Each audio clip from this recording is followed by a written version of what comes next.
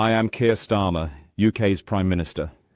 I want to explain why I blocked a NHS cancer patient's claim to get hospital-offered surgery. I know it is wrong and illegal to block the claim preventing the cancer patient getting surgery which should have been provided in 2022. I also know blocking the claim is obstructing and perverting the course of justice and a serious criminal offence that can carry significant consequences, including a potential life sentence in prison. I have failed to get David French, Southampton General Hospital CEO, to provide the cancer patient hospital offered surgery. David French is not providing the cancer patient surgery, so David French can get a bigger payoff and gagging order and more money, so David French can leave his post without being held accountable for hospital wrongdoing, service failures and criminality and cover-ups. I blocked the claim against David French to prevent David French becoming a whistleblower where he can expose government and NHS cover-up systems. My government has lied to the public saying failing NHS CEOs will be dismissed, which is not true, because hundreds of failing hospital CEOs will do what David French is doing, holding government to ransom so CEOs can get a multi-million-pound payoff and not be held accountable for hospital wrongdoing and failings. There are a number of options available where I am in a position to get the NHS to fund the cancer patient surgery overseas.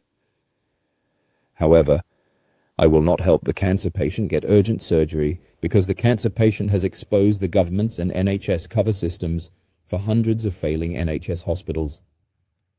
I prefer to let failing NHS hospitals keep their corrupt, toxic and dysfunctional culture and keep failing even though I know it is to thousands of NHS patients and the public continuing detriment.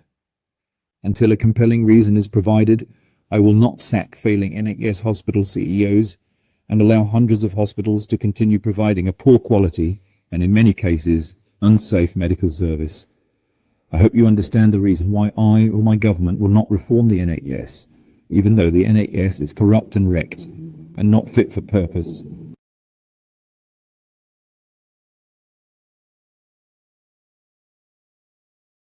My name is David French, and I am the CEO of Southampton General Hospital. I want to explain why I have targeted an NHS cancer patient for 4 years, and why I have tried to make the patient suffer as much as I can by not providing the surgery the hospital offered the patient in 2022 and 2024. The cancer patient first came to my attention when the patient told his colorectal consultant he was unhappy about the hospital sending him home, heavily infected, to die.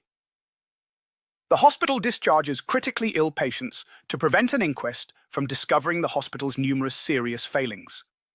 Discharging critically ill patients is part of the hospital cover-up system. I decided to target the cancer patient because he did not like the hospital discharging him, so he did not die in the hospital.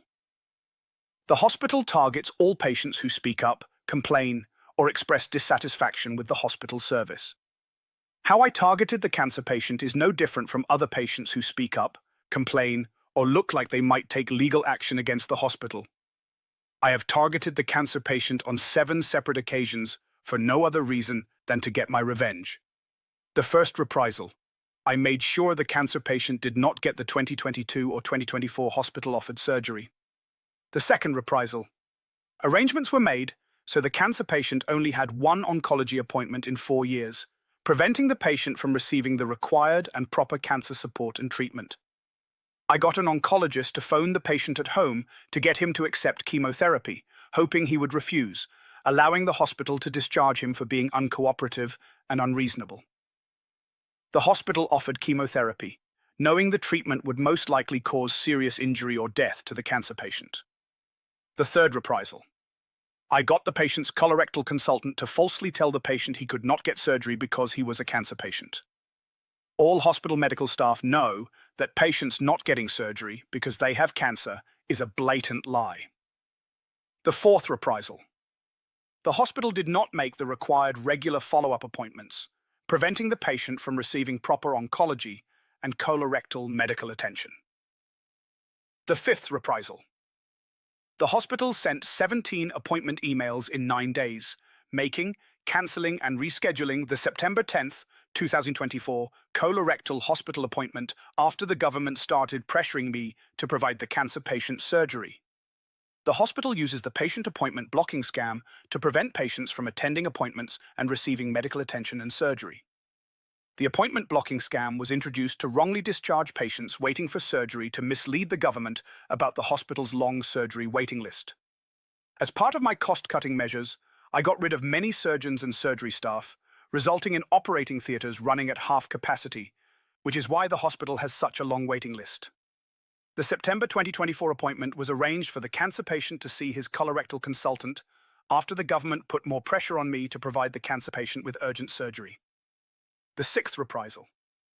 I arranged for the patient's colorectal consultant not to examine the patient, preventing his deteriorating condition from being recorded in his medical records. The consultant diagnosed the cancer patient as having an extremely large cancer tumor on top of his stoma hernia. The consultant discharged the cancer patient after advising surgery, so the hospital did not have to provide the advised and offered surgery. The seventh reprisal, on January 8, 2024. I got another oncologist to offer the cancer patient chemotherapy, knowing full well that the patient was not well enough or fit enough to survive chemo, and that the chemo would most likely seriously injure or kill the patient. I made sure the oncologist and colorectal consultants did not take clinic notes during the patient's appointments for the purpose of falsifying medical records to prevent claims from being made against the hospital. The government pressured me into making a February 2nd, 2024 appointment for the patient to see a new colorectal consultant to receive urgent surgery to remove the cancer patient's tumor because he no longer had drain bags that fit the tumor. The eighth reprisal. The colorectal consultant advised partial surgery, knowing the proper medical course of action was to advise and offer full restorative surgery. Offering partial surgery was my tactic to stall providing the surgery so that I could use the cancer patient's case to negotiate a payoff and gagging order, allowing me to leave my post without being held accountable for my and the hospital's wrongdoing, service failures, criminality, and cover-ups to patients' continuing detriment.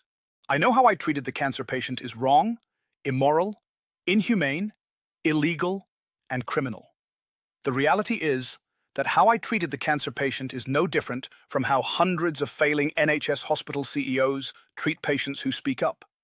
I know that both the hospital and I can be sued for malpractice, negligence, personal injury, maleficence, fraud, conspiring to cause grievous bodily harm or death, denying patients their human and legal rights to medical attention and surgery, failure of duty of care, and concealing wrongdoing and crimes.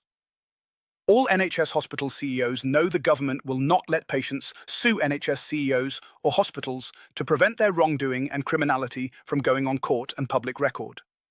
We all know that the government will block claims against NHS CEOs, which is why I arranged for the colorectal consultant to advise the cancer patient in his September 2024 appointment to sue myself and the hospital to get the hospital offered surgery. What the public needs to know is that hospital wrongdoing and cover-ups are happening every day in the hundreds of failing NHS hospitals. It is the failed NHS hospital cover-ups that become national scandals. Myself and hundreds of other whistleblower targeting and failing NHS hospital CEOs know the government will not sack us, even though they have repeatedly made public announcements to do so. The government cannot fire me or hundreds of other failing NHS hospital CEOs because they fear that we will become whistleblowers and sue the government for unfair dismissal, where we can reveal institutionalized government and NHS England cover-up systems, including public inquiries and police investigations. That is why, despite all the government announcements and dozens of NHS hospital scandals, not one NHS hospital CEO has been held accountable for hospital wrongdoing, service failures, criminality, and cover-ups. Right now, I intend to remain in my post as Southampton General Hospital CEO to force the government to provide me with a multi-million-pound payoff and assurances that I will never be held accountable for my and the hospital's wrongdoing, service failures, criminality, and cover-ups.